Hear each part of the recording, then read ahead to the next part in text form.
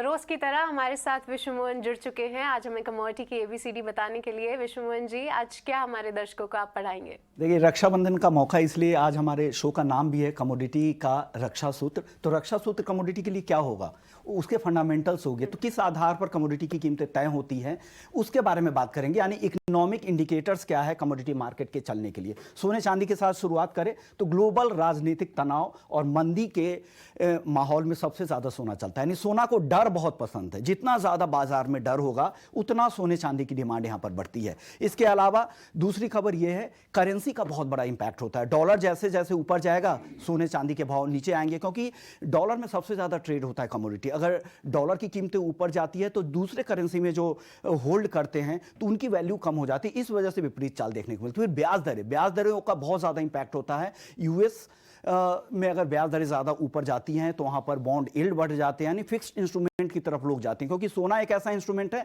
जिस पर कोई ब्याज नहीं मिलता है, तो कोई भी चाहेगा कि फिक्स्ड इंस्ट्रूमेंट में पैसा लगाए। इस वजह से इसकी डिमांड बढ़ती है। इसके अलावा दूसरे एसेट क्लास में अगर पैसा निकलता है तो सोने में आता है, क्योंकि रुझान सोने की तरफ बढ़ता है। यानी इक्विटी में बिकवाली आती है, क्रिप्टो में बिकवाली आती है, तो गोल्ड को उसका फायदा मिलता है। तो कुछ बड़े फैक्टर है। चांदी में इन सारे फैक्टर्स के अलावा एक इंडस्ट्रियल एक्टिविटीज का भी काफी असर होता है, क्योंकि चांदी 50% इंडस्ट्रियल कमोडिटी भी है।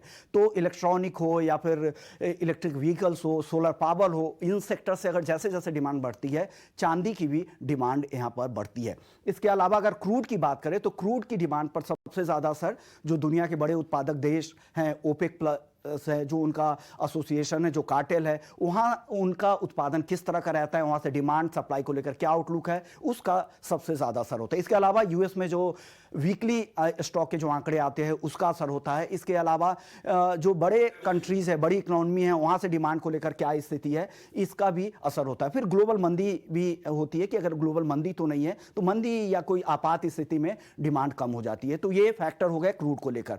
अब मेटल की बात करें तो मेटल में चीन सबसे बड़ा कंज्यूमर भी है और प्रोड्यूसर भी है।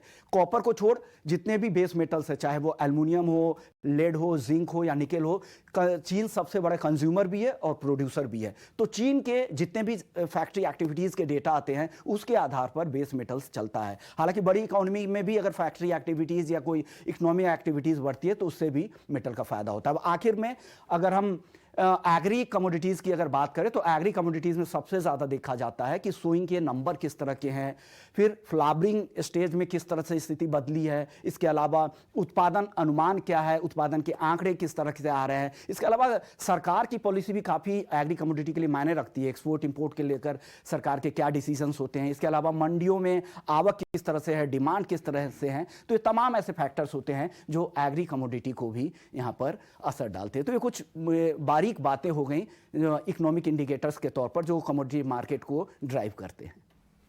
ठीक है, शुक्रिया विश्व मोहन। तो बहुत ही आसान भाषा में, सरल शब्दों में कमोडिटी बाजार को समझने को, उसकी नब्ज पकड़ने को और उसको समझ के बाजार में फायदा लेने के लिए ये तमाम बातें आपके लिए बहुत काम आएंगी।